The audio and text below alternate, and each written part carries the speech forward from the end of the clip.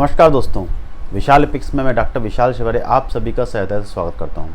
दोस्तों, मैंने जैसा कि पहले कहा था कि मैं हर ग्रंथ का एक शॉर्ट रिव्यू करूंगा और हर ग्रंथ के विषय में आपको छोटी छोटी जानकारी दूंगा और वह ग्रंथ आप कहां से खरीद सकते हैं, कहां से ले सकते हैं, इस विषय में मैं भी आपको बताऊंगा। आज मैं महाभारत के एक ग्रंथ का रिव्यू करूंगा। दोस्तों, महाभारत महाकाव्य श्री वेद व्यास जी के द्वारा लिखा गया है। जब गणेश जी ने लिखा और वेद व्यास जी ने उसको बोला, बहुत सारे श्लोकों का वर्णन है उसमें, ज़्यादा नहीं, लेकिन कई लोग कमेंट में ये पूछते हैं कि महाभारत हमको कौन सा पढ़ना चाहिए। दोस्तों, मैंने जो महाभारत लिया था 1998 में गीता प्रेस की एक शॉप से लिया था, सनातन धर्म मंदिर से, वह ये है जो गीता प्रेस का है मेरे पास। ये 6 खंडों में महाभारत है, ऐसे 6 खंड और हैं।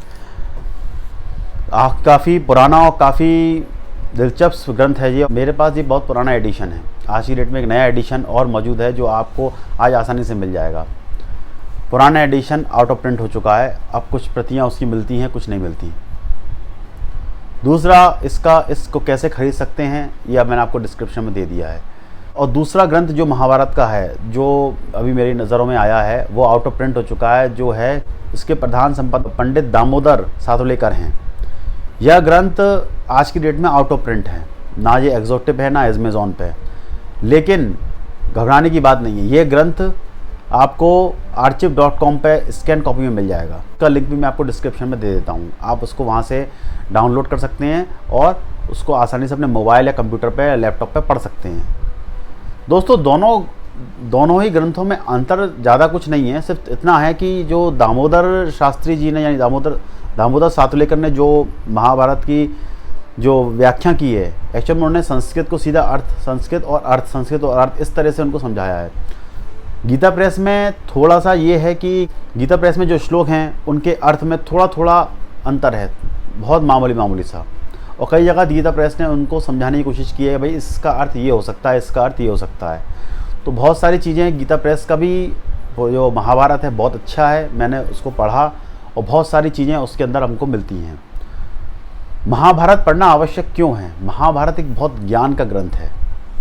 वह हमको हमारे जीवन से जोड़ता है। हमारे उसमें मैंने जैसे कि कई जगह आपने सुना होगा, उसमें पाप पुण्य, अच्छा बुरा, क्या इंसान को करना चाहिए, क्या किस कंडीशन में रहना चाहिए, बहुत सारी चीज़ें महाभारत में हैं।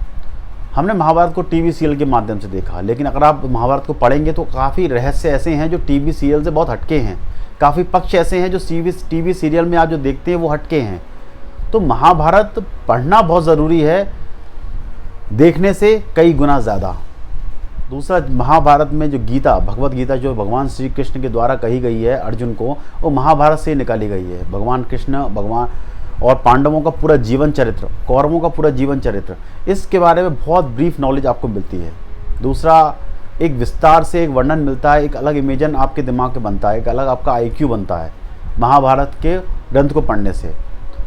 और कई पक्ष ऐसे हैं जो आपको लगता हो कि टीवी सीरियल में मिस हो गए हैं, वो आपको महाभारत के पूरे ग्रंथ में मिल जाएंगे। ये 6 खंडों का महाभारत है। गीता प्रेस ने एक संक्षिप्त महाभारत भी निकाला हुआ है जो 2 खंडों में विभाजित है। फिर भी मैं आपको सजेस्ट करूँगा कि संक्षिप्त जो महाभारत है उसको ना पढ़ते हुए आप पूरा मूल ग्रंथ महाभारत का पढ़ें। बहुत सारी कथाएं जो महाभारत में वर्णित है उनका ज्ञान होगा। और महाभारत के युद्ध की बात करें तो ये 6 खंडों के महाभारत में लगभग युद्ध 3 खंडों में ख़त्म हो जाता है। उसके बाद जो है 3 खंडों में बहुत ही ज़्यादा ज्ञानवर्धक बातें हैं, जो पांडवों ने किस तरह से कार्य किया, किस तरह से शासन किया, किस तरह से उन्होंने आगे की चीज़ों को बढ़ाया। इसका वर्णन आपको टीवी सीरियल में नहीं मिलेगा, वो सीधा वर्णन आपको महाभारत के मूल ग्रंथ में मिलेगा। तो दोस्तों, आप भी इस महाभारत को ले सकते हैं, खरीद सकते हैं। अगर आप पढ़ने का शौकीन रखते हैं तो मैं सजेस्ट करूंगा आप महाभारत पढ़िए। फिर भी महाभारत के विषय में और भी कुछ बातें हैं जो मैं आपको आने वाले वीडियो में बताता रहूँगा। आज के लिए सिर्फ इतना ही। धन्यवाद।